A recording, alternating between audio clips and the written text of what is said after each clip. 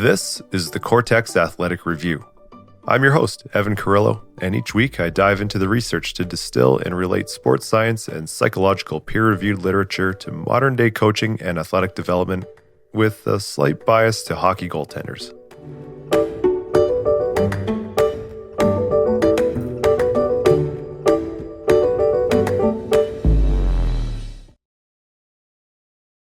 Things were different back in episode 11 last week.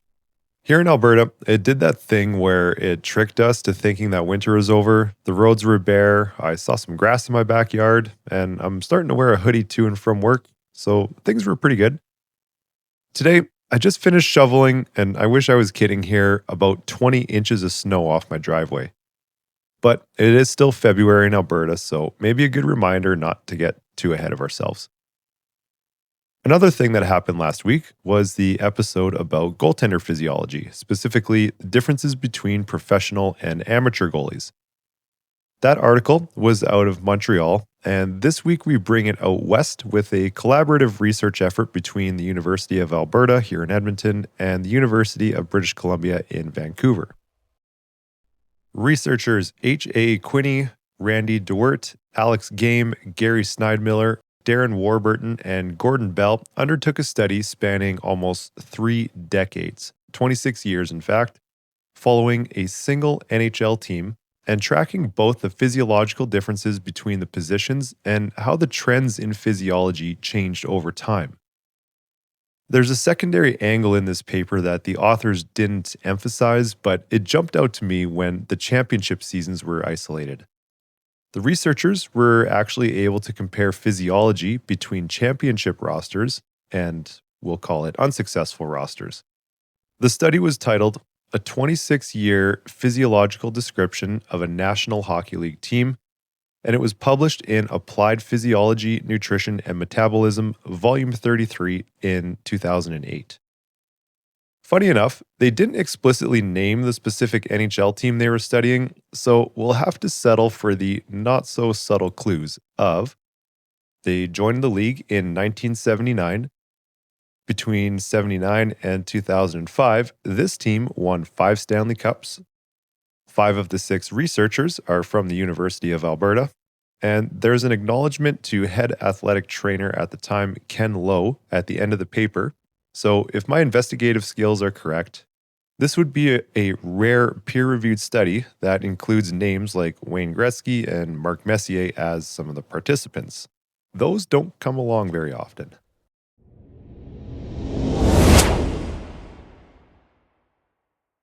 Back in a previous life, actually while I was still playing in university, I had this summer job for a construction access company out of Vancouver, which is where I was going to school at the time.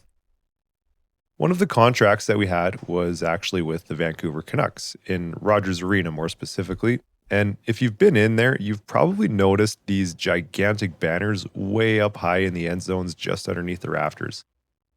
They change those out every offseason, and that was one of my jobs. If I can figure out how to do it, I'll put the image in the show notes, but basically we'd tie off a rope and attach a bosun's chair to it, then climb over top of the banner, which was about 100 feet over the seats, and slowly lower ourselves down while cutting the old banner away. We'd repeat the process as many times as it took to clear the old one, and then repeat the process again to hang the new banner piece by piece. Fast forward a few years, Rogers Place in Edmonton is under construction. I'm still with that same company, but now as a project manager of the Edmonton branch. And if you've been in Rogers Place, or Rexall Place before it, you've definitely seen these 5 Stanley Cup banners hanging proudly from the rafters. Those banners represent the peak of that franchise in those Dynasty years. The research at the heart of this episode was very unique in that it was happening with that Oilers Dynasty team over each of their 5 championships.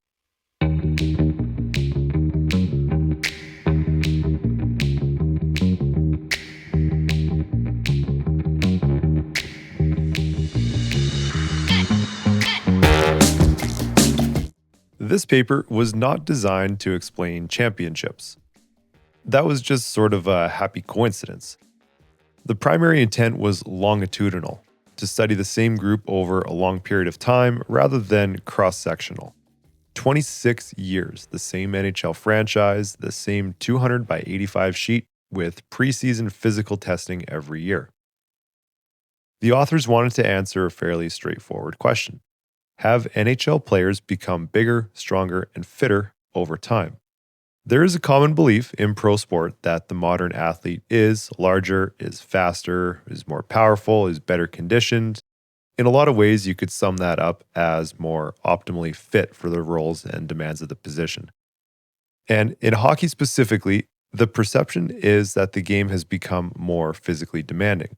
More speed, more acceleration, more contact, longer seasons now, higher expectations year-round. So the first hypothesis was simple.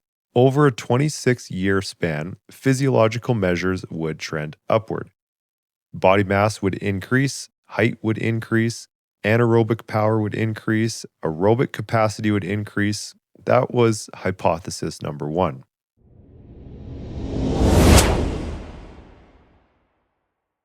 Hypothesis number two was more positional. Defensemen and forwards and goaltenders have different on-ice demands that we kind of touched on last episode. Different skating patterns, different contact exposure, different tactical roles. So they expected physiological differences between the positions, and they found them. Defensemen were larger and stronger, forwards had higher relative VO2 max, and goaltenders at the time of the study were smaller, carried slightly more body fat, and of course had greater flexibility. None of that really is super shocking, maybe other than for goalies being the smaller people on the team. But then there's a third angle. Because this team happened to win multiple championships during that 26-year window, the researchers were also able to compare what they defined as successful seasons versus the non-successful seasons.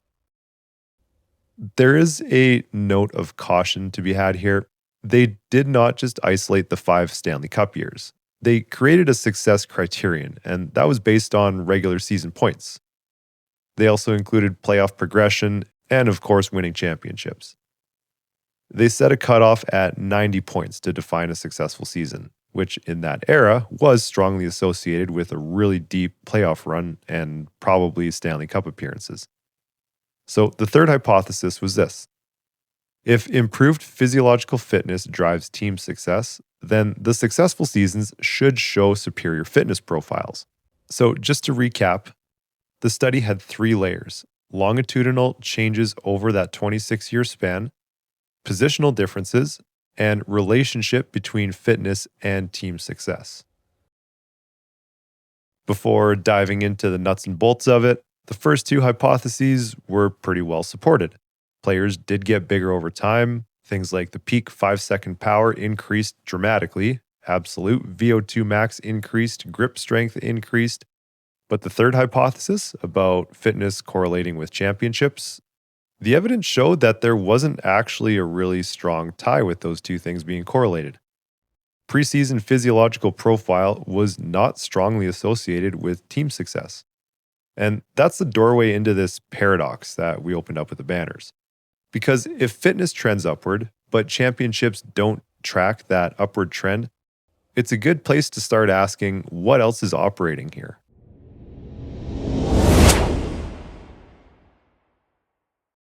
Let's start with the broad 26-year trend. Over those 26 years, the NHL players in this dataset did change. Body mass increased significantly. In 1979, the average player on this team was about 86 to 87 kilograms, or about 191 pounds. By the early 2000s, closer to 94 or 95 kilos, which is 209 pounds. That's about a 9 kilo or 20 pound swing across the sample. Height also increased from roughly 182 centimeters at the beginning, or just under 6 foot, to about 187 centimeters, which is just under 6'2" by the end. So players didn't just get heavier, they got taller as well. Body mass index climbed gradually too, and interestingly, skin folds stayed relatively flat. So that just means the added mass wasn't fat, it was lean mass.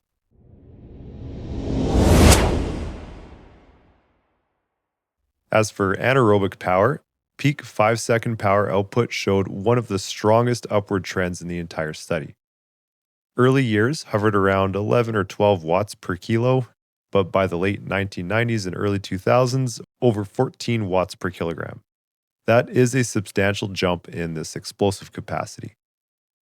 Absolute VO2 peak, measured in liters per minute, also trended upward, from roughly 4.5 liters per minute to about 5.0 liters per minute towards the end. But also to note, relative VO2 adjusted for body mass barely changed, because as players got bigger, the aerobic gain was partially offset by the added mass. Read into that as you would like, I suppose. Grip strength showed a mild upward trend. Likewise, abdominal endurance increased a little bit too. Flexibility was an attribute that held pretty much constant over that entire 26 years. The graph on flexibility was quite literally flat. Players learned early on the flexibility requirements for the game, and I suppose there just wasn't much pressure to increase that physical element once it was within those parameters. So, to recap, players got bigger, players got stronger, and they got more powerful, slightly more aerobically capable in absolute terms. Flexibility stayed constant, although arguably a frame carrying more muscle that's just as flexible as a frame with less muscle could be argued to be an improvement in flexibility as well. Physiologically, things are trending upward.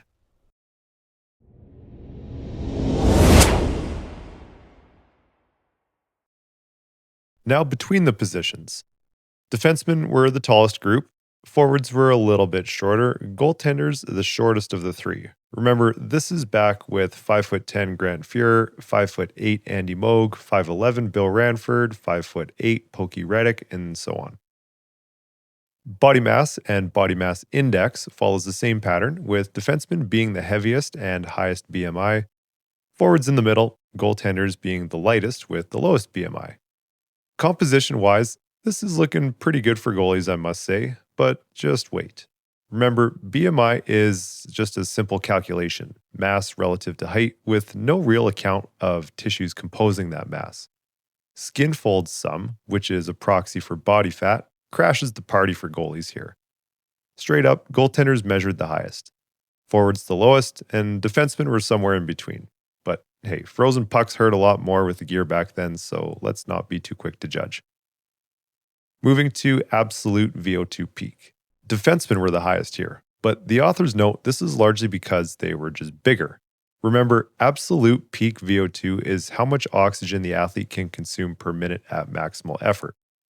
Forwards were a little bit lower, with the goaltenders performing the lowest. I'll remind everyone to go back and listen to episode 11 before knocking the goalies too much with their VO2 peak capacity here.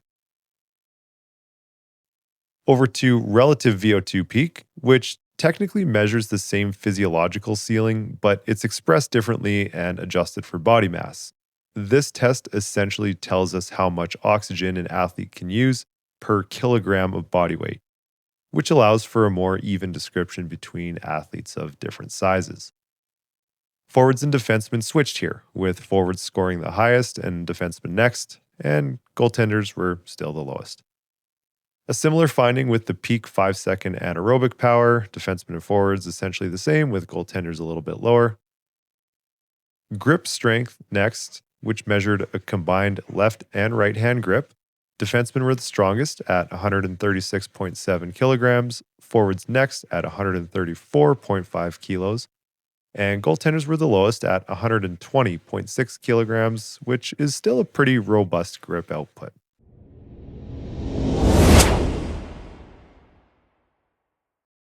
How about flexibility?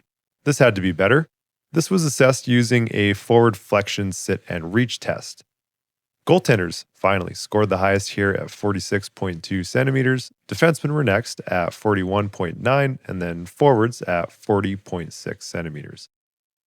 Positionally, I'd say this mostly makes sense so far, but I would love to see where goaltenders would be scoring since about 2015 or so, when the on-ice post-play tactics have become a bigger part of the game. So to recap, the data showed defensemen built for size and strength, Forwards built for relative aerobic capacity, goaltenders built for flexibility with slightly lower aerobic and power outputs. Nothing particularly shocking there, I suppose. Now let's bring it back to the banners. 1984, 1985, 1987, 1988, and 1990. When you place those seasons on the 26-year graphs and compare where the team averages were physiologically, they don't actually sit at the physiological upper limit. The body mass during those years, below the 26-year average. How about the height? Slightly below the long-term average. BMI, also below the peak years of the late 90s. Peak 5-second anaerobic power, below the later era. How about absolute VO2? It was at or slightly below the 26-year mean in most of those championship seasons. Grip strength was below the peak values. Across most metrics, those cup teams were operating at a very average physiological level. Nothing was at the top of the distribution. The largest players, the most powerful players, the highest anaerobic outputs, those all came later and without banners.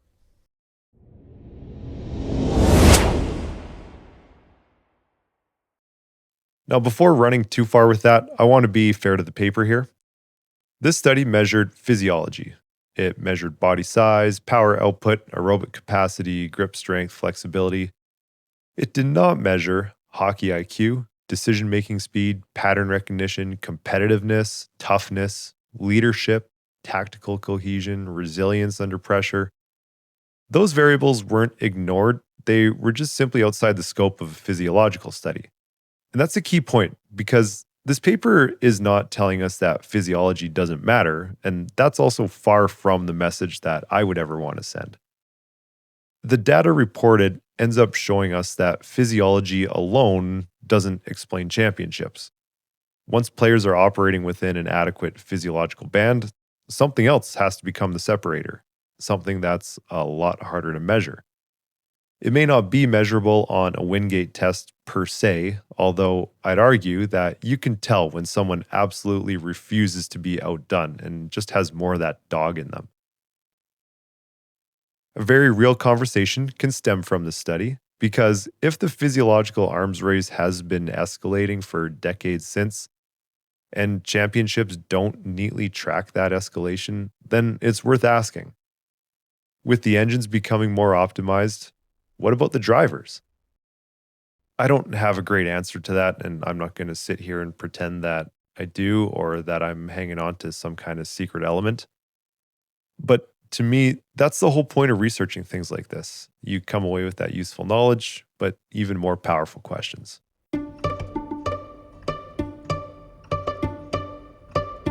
That does it for this week's episode. New episodes are available every Thursday morning at 6 a.m. Mountain Standard Time. You can find these wherever you find your podcasts, on Apple, Spotify, Amazon, all the good podcast hosts. Likewise, you can listen in at Coretex Goaltender Development on YouTube.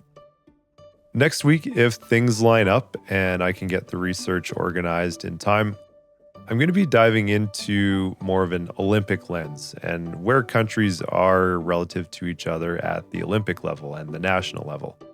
I'm hoping the timing's good for that. Even the day I recorded this, we almost had an upset at the Olympics. So I am looking forward to diving a little bit more into this research. It actually captures a little bit more of an economics lens. My name is Evan Carrillo. This is the Coretex Athletic Review. Thanks again for listening, and stay out of your own way.